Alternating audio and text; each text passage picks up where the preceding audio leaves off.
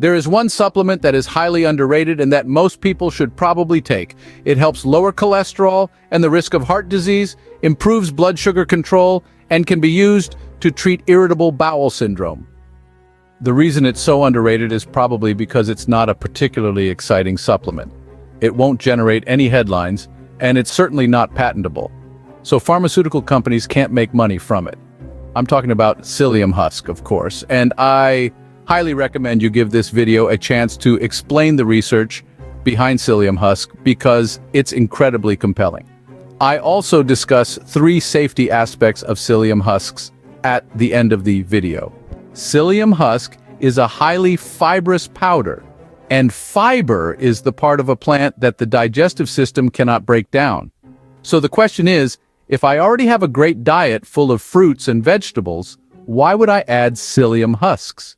Well, in a large meta-analysis published in the Lancet Journal in 2019, which included 185 prospective studies as well as 58 clinical trials involving over 4,600 adult participants, it was found that those who had the highest fiber intake compared to those who had the lowest fiber intake showed a 15 to 30% decrease in the risk of death from all causes and cardiovascular disease, as well as decreases in heart attacks, strokes, type 2 diabetes, and colon cancer.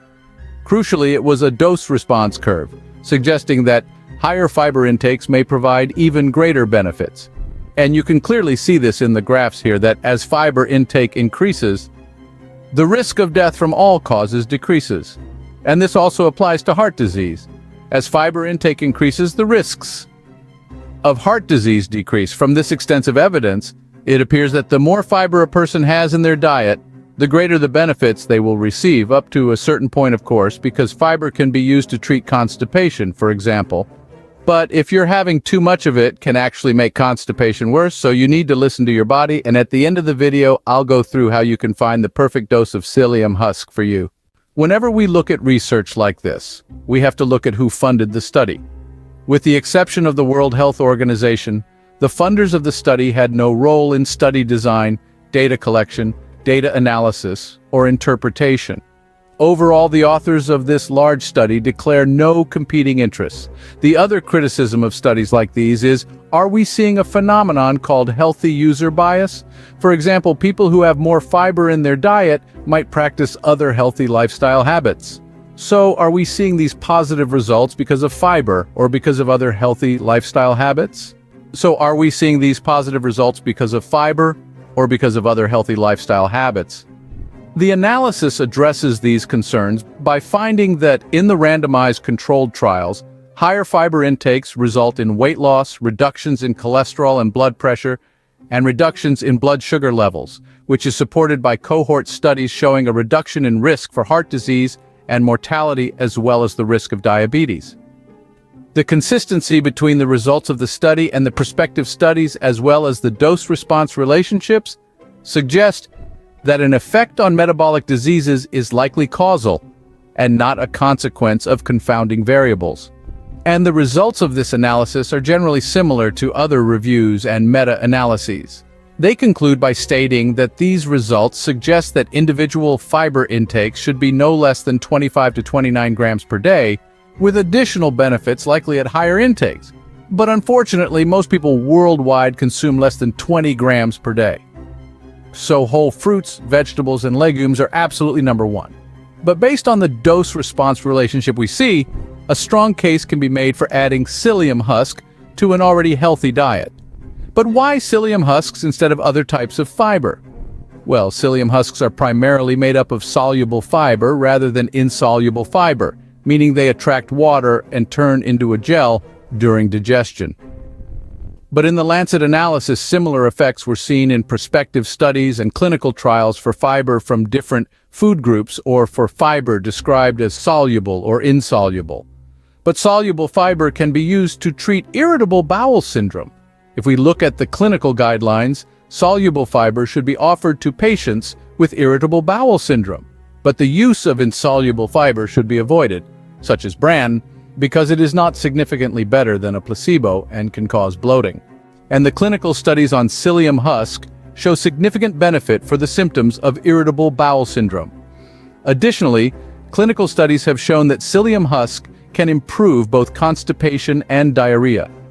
Fiber can increase stool volume and cause changes in the production of fermentation products and changes to the gut microbiome. Our gut microbiome is currently receiving a lot of attention in clinical research. The bacteria that grow in our gut play important roles in human health, including protection against pathogens, development of the intestinal immune system, vitamin production, and may be involved in the complex communication between the gut and the brain. And the availability of fiber in the diet dominates the metabolism of the gut microbiome and leads to protection against diseases such as colon cancer. So if you want to care for your gut microbiome, feed it fiber. Make sure you eat whole fruits and vegetables, legumes, and consider psyllium husks. On the other hand, expensive probiotic supplements may not be necessary. Probiotics are capsules with living bacteria. Although the clinical guidelines confirm the benefits of probiotics, many of the studies conducted are methodologically dubious. We do not know exactly which bacteria and yeast strains are useful in these supplements to promote our health in a targeted way, because the microbiome is a highly complex ecosystem with many different species. But there is a simple and effective way to protect our gut microbiome: fiber. But the question is, what direct evidence do we have for the benefits of psyllium husk? Yes, we have a lot of studies on fiber, but what is specific about psyllium husk? Well, a large meta-analysis from 2023 found that psyllium husk significantly reduced insulin resistance, HbA1c, blood pressure and fasting blood sugar levels, and total cholesterol. But before you head out to buy psyllium husk, we need to go over 3 important safety points. The first point is that you need to choose a quality brand. Lead is a known contaminant in psyllium husk supplements. When ConsumerLab.com, an independent testing service, looked at psyllium husk brands, it selected Yerba Prima as the overall winner due to its very low lead content. But if you want to consider capsules instead of psyllium husk powder, ConsumerLab.com found that now psyllium husk capsules were the overall winner, but they still had 3 times as much lead as Yerba Prima, whole psyllium husk. The second point is, what is the best dose of psyllium husk? Well, the dose needs to be personalized. You want to start with a very low dose and slowly increase until you have maximized the benefits. However, you don't want to add too much, as too much can cause constipation and bloating. You will need to adjust the dose based on your reaction. If you decide to take psyllium husk, make sure you take it with plenty of water, because as mentioned in the video, psyllium husk attracts water and turns into a gel in the digestive tract. And the final concern some people may have about psyllium husk is that it interferes with the absorption of other micronutrients. But from existing research, psyllium husks only slow absorption but do not hinder overall absorption. I hope that makes sense. Psyllium husk may not make the headlines, but its health benefits are well scientifically proven. It is recommended that most people consider psyllium husk as a supplement to a balanced diet.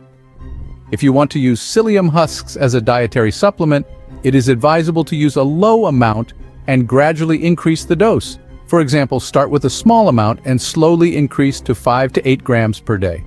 That's it for today's episode. I hope you were able to gain valuable insights into the world of psyllium husk and its positive effects on health.